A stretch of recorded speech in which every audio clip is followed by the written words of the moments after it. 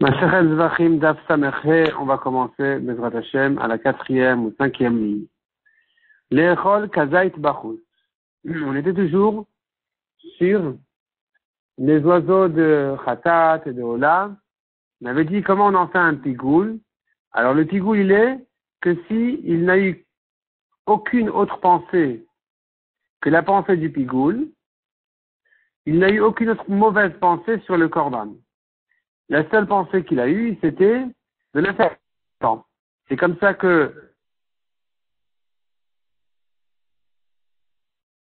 Et donc, on a commencé à avoir dans la Mishnah toute une liste, en fait, de cas dans lesquels on considère que le korban, il est pigoul parce qu'il n'y a pas eu d'autres mauvaises pensées. Et d'autres cas dans lesquels le korban n'est pas pigoul parce qu'il y a eu d'autres pensées. La Mishnah continue et nous dit comme ça. L'echol kazait bachut, kazait machar. Si le Kohen a pensé à manger un kazaït dehors, un kazaït demain, à nouveau, nous avons deux mauvaises intentions, deux mauvaises pensées. Kazaït machar, kazaït bachut. Ou bien, premier kazaït demain, deuxième kazaït dehors. Kachatizaït bachut, kachatizaït machar. Un demi kazaït dehors, un demi kazaït demain. Kachatizaït machar, kachatizaït bachut. Ou bien, un demi kazaït demain, un demi kazaït dehors. Dans tous ces cas-là, pasoul, ve'en bokaret, le korban, il est pasoul, mais il n'y a pas de karet parce qu'il y a toujours une deuxième pensée qui est associée à la pensée du pigoul. Amar Rabbi Yehuda n'est pas entièrement d'accord avec la Mishnah, avec Tanakama. Il disait à Klal, voici la règle, im marchevet azman kadman et marchevet amakom.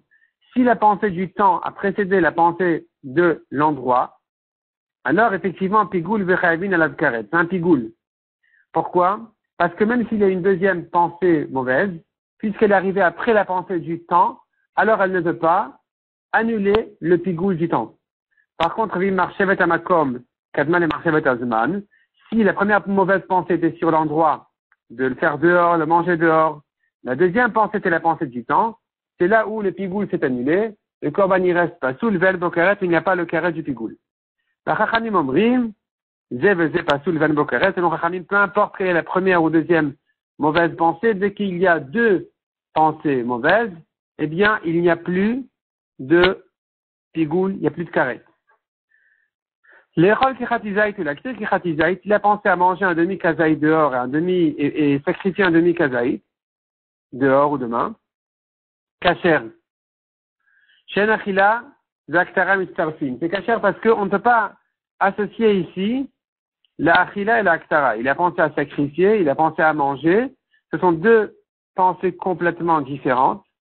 Et donc, puisque dans chacune, il n'y a qu'un demi-kazaït, donc il n'y a ni eu une pensée de manger une quantité d'un kazaït demain dehors, ni de sacrifier une quantité d'un kazaït demain dehors, donc le korban il reste caché. Tu ne peux associer que manger un demi-kazaït demain, un demi-kazaït dehors, ou sacrifier un demi-kazaït demain, un demi-kazaït dehors, mais manger un demi-kazaït et sacrifier un demi-kazaït, ça ne s'additionne pas. Tanoura Banan. Veikrivo. La Torah nous dit concernant les oiseaux de Korban, il prendra Shnetorim, Shnebneona, donc les tourterelles, les colombes de tourterelles, il en fera Korban.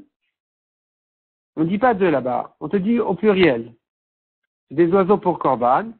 Et puis la Torah nous répète, elle dit Veikrivo, il va le sacrifier. Matalmud Omar, pourquoi la Torah nous répète, il va le sacrifier, c'est écrit avant ça. Les fiches Nemar Veikriv Minatorim ou Milbenayona. Puisque la Torah nous dit, va sacrifier de ces oiseaux-là, Ksherim. Yachol Amitnadev Off. Peut-être j'aurais pu croire. Celui qui veut faire un Korban d'oiseau, le Ifrot Mishne Predin, il ne peut faire que minimum deux. Talmud Omar Veikrivo Afilu Preda Achat Yavi. Pour ça que c'est écrit Veikrivo au singulier. Même un seul, il peut amener à la misbéach au misbéach. Matalmud Omar à Kohen. Pourquoi maintenant c'est écrit dans le pasuk à Kohen? Nikboa le Kohen, pour fixer un Kohen à ce korban. La Melika ne peut se faire que par un Kohen uniquement. Shiachol valodinu. Tu aurais pu dire, Uma ben tanche kavalotafon. Si déjà pour un agneau, la Torah a fixé le nord. Pour un korban ola, la Torah d'animal, la Torah a fixé sa shrita au nord. Lo kavalo Kohen, et malgré tout, on n'a pas besoin d'un Kohen. Même un Israël peut faire la shrita d'un korbanola. Off, chez lo kavalo Tzafon. Alors, pour un oiseau où la Torah n'a pas fixé le Tzafon, le nord, et Nodin, chez lo kavalo Kohen, Kalvachomer, qu'on n'aurait pas besoin d'un Kohen, parce que tu facilites l'endroit, facilite aussi la personne, puisque il y a plus de coups là. Alors, tu devrais permettre même sans Kohen. Le Moudomar et la Kohen, l'Ikboa le Kohen. La Torah te dit non, il faut un Kohen. Et donc, ça vient me fixer un Kohen uniquement et pas autre chose. Et pas quelqu'un d'autre. L'Amélika ne peut se faire ici que par un Kohen.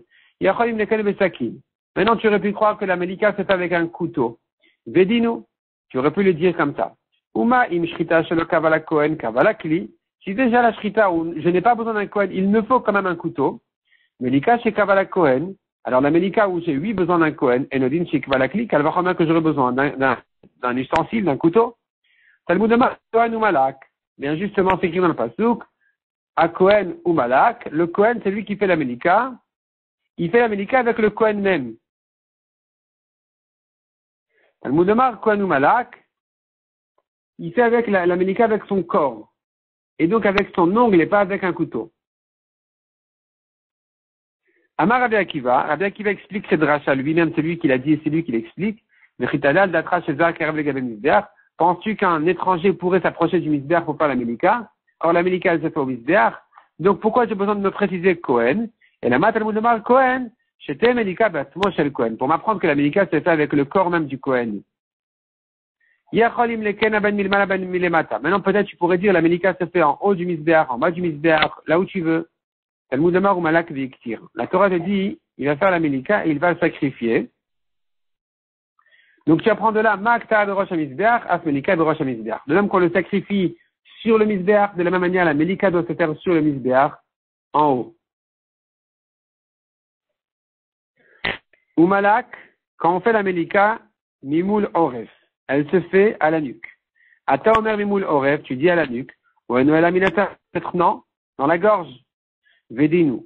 On pourrait la prendre par un raisonnement qui dit Nemar kanu malak venemar elalanu malak. Ici c'est écrit au malak de faire la melika. Et il est écrit aussi concernant la khatat haof, l'oiseau de khatat, parce que ici on est dans Ola. Et là-bas, concernant l'oiseau de khatat, c'est écrit aussi au malak. Dans les oiseaux, nous avons que soit Ola, soit khatat. On n'a pas d'autre korban. Et donc c'est écrit melika sur khatat, c'est écrit melika sur Ola, tu apprends l'un de l'autre. Mal ala mimoul oref, de même que là-bas la Torah nous dit clairement à la nuque. Aska mimoul oref, ici aussi c'est dans la nuque. Imala alan molek venom avdil. Si tu compares de là-bas, tu devrais dire. De la même manière que dans Khatata Of. Quand il fait la Melika, il coupe pas les deux simanim. Dans le cou, il y a les deux simanim, les ophage atraché arter. Et dans la Melika de Khatat, il ne fait qu'un seul siman. Afkan ici aussi. Molek venom avdil, il devrait faire la Melika sans couper les deux simanim. Dans Ola. Talmud Omar ou Malak Viktir. Non, la Torah nous dit quand on parle de Ola, dans un oiseau de Ola, il faut couper les deux simanim dans la Melika. Et donc, tu apprends, du fait que c'est écrit ou Malak Viktir, il va faire la Melika, il va sacrifier. Ma'aktara rosh le'atmo va'gouf le'atmo. De même que quand il sacrifie l'oiseau, il le brûle au misbéach, il y a la tête de l'oiseau en soi et le corps en soi, séparés l'un de l'autre. Afmelika rosh le'atmo va'gouf le'atmo. Dans la Melika, donc, de la même manière dans la Melika aussi, puisque la Torah les a comparés, il me faut dans la Melika aussi séparer complètement la tête du corps, donc il faut couper les deux simanim. Et d'où je sais que quand je brûle le misbéar, dans le sacrifice, il me faut la tête en soi et le corps en soi. Chez Neymar, Viktir Oto. Chez Neymar, Viktir Oto. Parce que c'est écrit, Viktir Oto, il va le sacrifier. Arei, Aktarat, Agouf, Amor. Là-bas, il s'agit de brûler le corps de l'oiseau. Hamani Mekayen Vektir Amizbecha. Pourquoi c'est réécrit, s'écrit autrefois encore dans le pasuk Vektir Amizbecha? Il va le sacrifier au Mizbeach. Aktarat Arosh Akatu Bedaber. Il s'agit une fois pour la tête, une fois pour le corps. Donc, on apprend de là qu'il faut les séparer. Velimta Damo, la Torah dit, son sang sera pressé, va couler coulo entièrement. El Kira Misbeach sur le mur du Misbeach. Que vient d'apprendre le pasuk El Kira Misbeach? Vela El Kira Kevesh, Vela El Kira Echal. Et pas sur la pente et pas sur le Echal. Ve'ezeze, Zekira Elion. De quel mur du Misbeach il s'agit ici? Du mur supérieur, la partie supérieure du Misbeach. D'où tu sais? O Kira Tartal, peut-être que la partie inférieure. Vedinu, on pourrait l'apprendre par un Kalvachomer. Abema. Si déjà, l'animal, Shechatata lemala, olata lemata, que son khatat se fait en haut, saola quand même se fait en bas, alors, of Shechatata, l'oiseau dont la khatat se fait en bas, et Nodin Sholato lemata, n'est-ce pas un Kalvachomer que la ola doit se faire aussi en bas? D'où je sais que ça se fait en haut. Talmud Lomar, la Torah nous dit, ou malak ve'iktir ve'limta damo.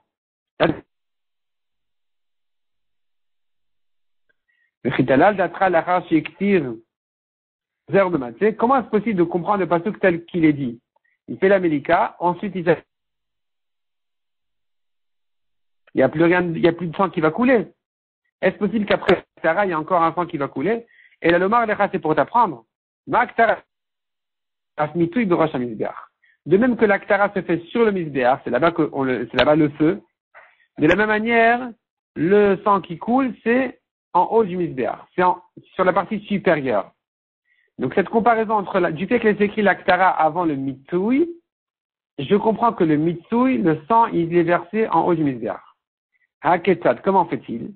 Ailleurs le Bakevesh, donc il montait sur la pente du Misbeach, où prenait la Sovev.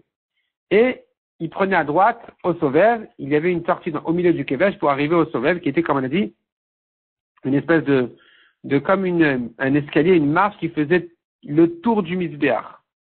C'était une amas de large, les Kohanim se marchaient là-bas quand ils avaient besoin. Et donc ici, c'est le cas. Le Kohen arrivait au Sovev, ou bas dans les Kerenomit Mizrachit. Il arrivait au coin sud-est. Ayamoleket Roshanim ou l'Orpa, ou Mavdil, là-bas il faisait la Menika, à la nuque, et il séparait les deux simanim.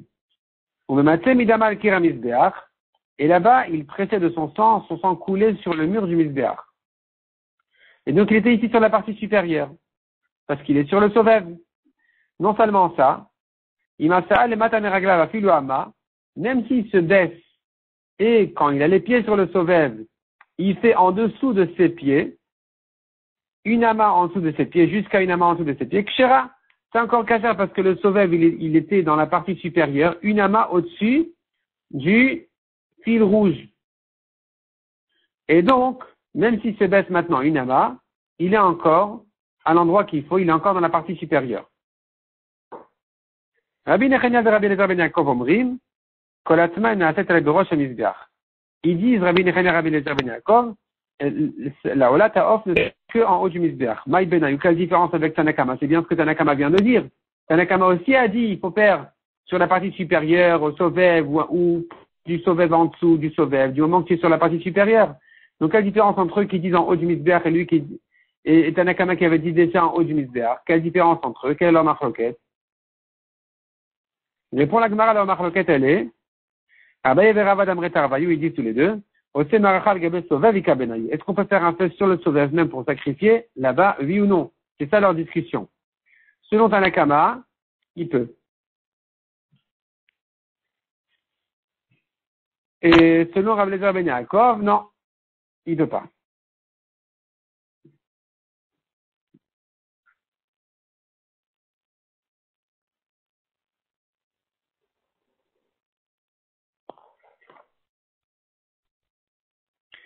Balo, la gouffe, vechoulé. Il arrive ensuite au corps de l'oiseau, etc. On a dit comment il le traite, il enlève les parties qu'il faut, et le reste, il le sacrifie. Tanoura Banan. Le pasuk nous dit, la Torah nous dit, concernant Ola Ta'of, l'oiseau de Ola, Ve'esirat Murato Benotata. C'est quoi Murato? Il va retirer sa Mura avec sa nota. Ça veut dire quoi? Zouzefek, c'est l'estomac. Yecholak dir besakin veitlenu. Si c'est comme ça, peut-être qu'il coupe avec un couteau, il ressort exactement ce qu'il a besoin sans plus. Talmud Lomar benotata. La Torah nous dit benotata avec sa nota, que ça veut dire notata notsa ima. Il doit prendre avec l'estomac de l'oiseau il doit prendre aussi sa peau. Sa peau avec l'espèce de plume qu'il y a là-bas. Il retire tout ça en même temps.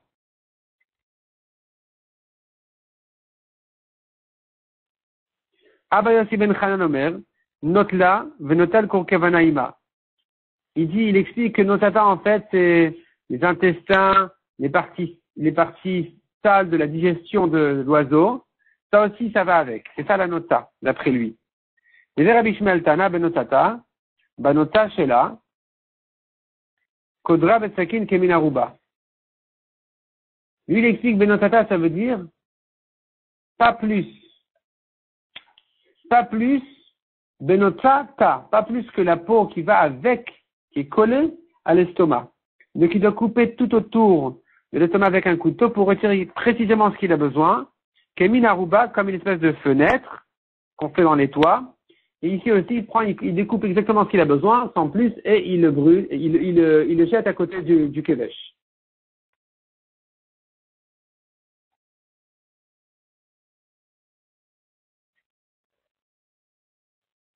On tourne la page Shisa velo yivdil. On a vu dans la Mishnah, si il déchire, en fait, le Kohen, il doit déchirer l'oiseau entre ses ailes, mais sans le partager en deux. Tanu Rabbanan, Veshisa, En Shisa el Abeyad. Quand la Torah nous dit Veshisa, ça veut dire il déchire avec ses mains, Vechen ou Omer, comme dit le passage concernant Shimshon, Vaishat Se'eu Keshet Se'agdi. Il a déchiré le lion comme ce qu'on déchire un chevreau, un petit chevreau. Lo Esir et Amura Vechoulé. On a vu dans la Mishnah que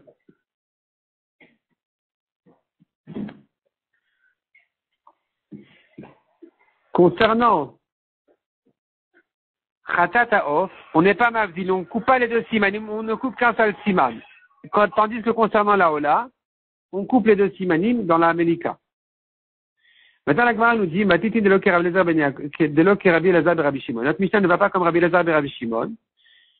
Parce que notre Mishnah dit que s'il a fait un changement et qu'il a coupé les deux simanim dans la Khatat, dans le Khatat Ha'of, c'est pas soul. Notre Mishnah n'est pas avec Rabbi Elazar de Rabbi Shimon Shamati Shemavdilin de Khatat Ha'of. J'ai entendu que on coupe les deux simanim. Autrement dit, s'il l'a fait, c'est kasher, même dans l'oiseau de Khatat. Maï Benayu, quelle différence entre eux?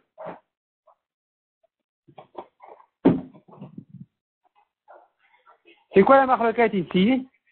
À savoir, est-ce que l'oiseau de Khatat, il est kasher si on a coupé les deux simanim, ou pas?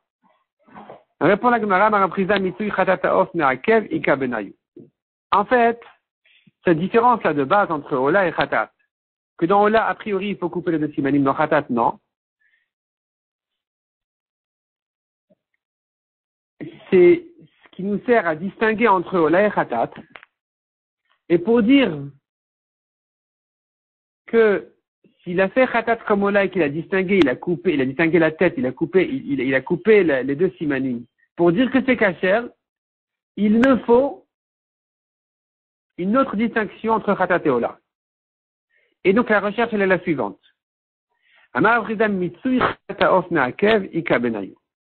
C'est-à-dire,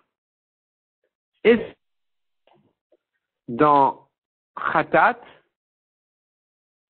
que nous avons là-bas une aza, il doit asperger son sang, et il y a le mitsui aussi qui se fait dans Ola. Dans Ola, nous avons le mitsui qui veut dire presser et faire couler le reste du sang du corps, qui est une mitzvah concernant Ola. Et leur discussion, elle est sur Khatat. Tanakama Savar Mitsui Khatat Ha'of Me'akev. Selon Tanakama, le Mitsui qui se fait après la Haza, dans Khatat, c'est aussi important, c'est aussi indispensable. Il est obligé de faire le Mitsui après la Haza. Donc il asperge, ensuite il presse l'oiseau pour faire couler le reste de son sang. Les Kevan et Mitsui Dam Keavid, les Kevan et Mitsui Dam, Me'akev, et puisque il se trouve qu'il doit faire le Mitsui dans Khatat comme dans Ola, alors il se trouve que s'il a séparé les deux simanim, il a coupé les deux simanim, alors Keavid Maso Ola Bechatat Ha'of, c'est un problème. Il se trouve donc qu'il a fait ce qu'on fait pour la Ola, il l'a fait dans Khatat. Il a coupé les deux simanim dans Khatat comme dans Ola. Le mitou, doit se faire toujours dans Khatat comme dans Ola. Donc c'est pas soul, puisqu'il n'y a pas d'autre manière de le distinguer de Ola. Le Rabbi Elazar et Rabbi Shimon Savar, lui il pense à Rabbi Elazar et Rabbi Shimon, mitou Khatat Aof lo me'akev. Que on n'a pas l'obligation dans Khatat de finir, de presser, de faire couler tout le sang. Et donc, puisque dans Khatat, il peut ne pas finir de presser son sang, il peut ne pas presser tout son sang en misbéach, alors on pourra distinguer entre la Khatat et la Ola sur le mitsui, que dans Ola il y a mitsui, dans Khatat il n'y a pas de mitsui. Et donc c'est pas grave si maintenant il a fait dans Khatat comme dans Ola, d'avoir coupé les deux simanim. Le fait qu'il a coupé le deuxième siman, c'est pas gênant, mais Khater Basar Be'almaou, ça sera considéré comme s'il avait simplement coupé la chair de l'oiseau, sans plus. Donc c'est pas grave, c'est pas un problème. Rava Amar. Rava il dit, on peut expliquer d'une autre manière la discussion ici, si ça rend pas soul dans Khatat d'avoir coupé les deux simanim. On pourrait expliquer comme ça. Shehiya besiman sheni be'ola ta'of me'akev ika benayim. C'est-à-dire comme ça. Dans la Ola, faire la médika sur les deux simanim. Il faut couper les deux simanim dans Ola. Maintenant, quand on coupe les deux simanim, il faut les faire sans arrêt entre le premier et le deuxième. Comme dans Shrita. Dans la Shrita, on ne peut pas s'arrêter entre le premier siman et le deuxième siman dans un animal. Ici aussi, on ne peut pas s'arrêter, a priori, entre le premier siman et le deuxième siman. Si c'est arrêté entre le premier et le deuxième siman, dans la Ola où il faut faire les deux, où il faut couper les deux, est-ce que cet arrêt-là cause un problème, oui ou non? Alors, c'est ça leur marloquette. Donc, la Shehiya, l'arrêt, l'attente au deuxième siman, pour l'oiseau de Ola, est-ce que c'est un problème, oui ou non? C'est ça leur marloquette. Tanakama, ça va. Shehiya besiman sheni be'ola ta'of lo me'akev. Selon Tanakama, le Tana de la Mishnah, c'est pas un problème s'il a fait un arrêt entre le premier siman et le deuxième siman. Entre le premier et le deuxième, il peut s'arrêter. Ici, s'arrêter, c'est pas grave, parce que l'oiseau est déjà mort au premier, le deuxième n'est qu'une halakha à faire, et donc, si c'est arrêté, c'est pas un problème. V'afalgav de Shaya, qui a vidmas, v'afalgav de Shaya, entre le premier et le deuxième, quand il a fait ça, dans Khatat, parce que dans Khatat, il est obligé de s'arrêter entre le premier et le deuxième. Nous avons une halakha dans Khatat qu'il n'y a pas dans Ola, qui est de couper la chair du cou à côté autour. Cette coupure-là est un arrêt. Maintenant, si tu me dis que dans Ola, c'est pas un problème de s'arrêter, alors quand il a fait cet arrêt dans Khatat et qu'il a continué ensuite en coupant le deuxième siman, il se trouve qu'il a fait exactement ce qu'on fait dans Ola. Et donc, Ve'afal de Shaya, même s'il a fait cet arrêt là dans le deuxième, dans la Khatat, qui est avid maaseh Ola de Khatat, il a quand même fait ce qu'on fait pour Ola. Dans Khatat, c'est un problème. C'est pour ça que c'est pas tout. Par contre, le Rabbi Elazar et Rabbi Shimon Savar Me'akev, il dit non, dans Ola, tu dois couper les deux simanim sans arrêter entre le premier et le deuxième. Et donc voilà la différence entre Khatat et Ola. Zekevan de Shaya, puisque ici, dans Khatat, alors voilà, il a montré par ça qu'il n'est pas dans Ola. Mais Khater d'Asar dorénavant, qu'il continue à couper, ce n'est que comme s'il coupait stam de la chair sans faire, c'est pas considéré comme la suite de la ménika, c'est comme s'il avait coupé la chair de l'oiseau, c'est pas un problème. Abaya Amar. Abaya explique une troisième manière de leur marloquette. Rov Basar Me'akev Benayou. Ils sont en marloquette, est-ce qu'il a l'obligation dans Khatat de couper la chair autour du premier siman, dans le cou, oui ou non? Oui ou non? Si tu me dis que oui, alors il a fait un arrêt entre le premier et le deuxième siman, et c'est comme ça que ça a été distingué de Ola, parce que dans Ola, on ne peut pas s'arrêter. D'après lui, on ne peut pas s'arrêter dans Ola.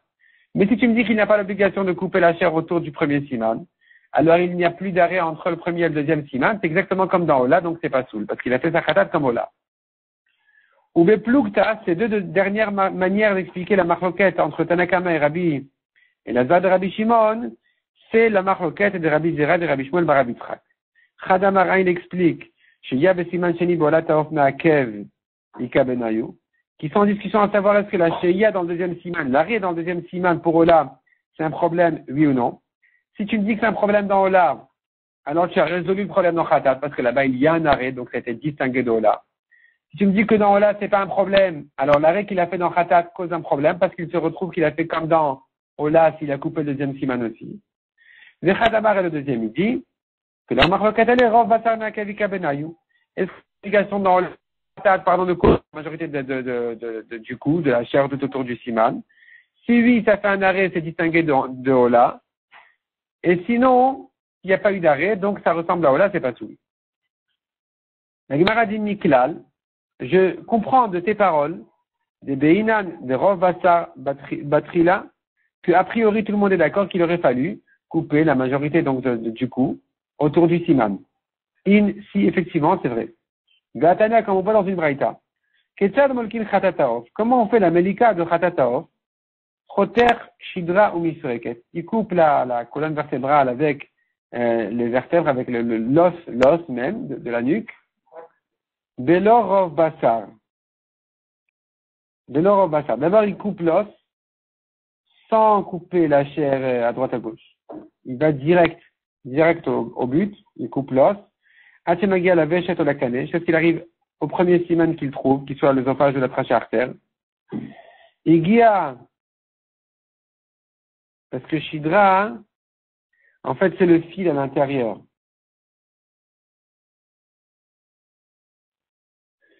Il guia la véchette.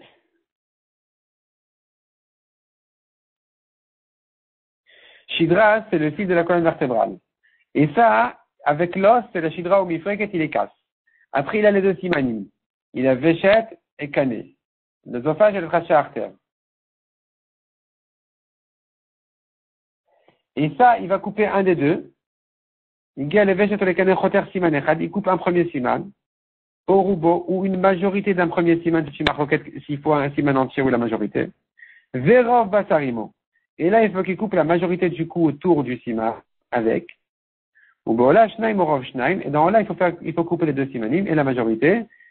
Ou la majorité des deux simanim selon les Tanaïm.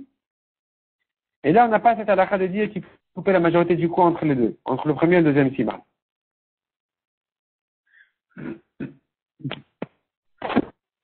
La Gemara va nous ramener encore une manière de comprendre la raison de Rabbi Elazar et Rabbi Shimon dans les drachas de Psukim. On va la laisser pour le daf suivant, notre Hashem.